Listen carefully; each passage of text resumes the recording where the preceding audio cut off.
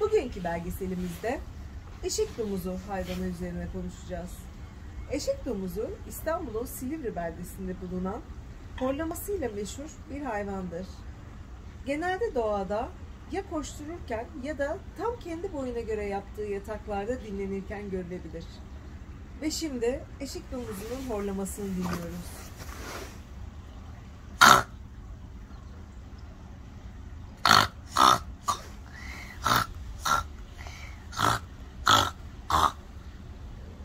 İzlediğiniz için teşekkürler.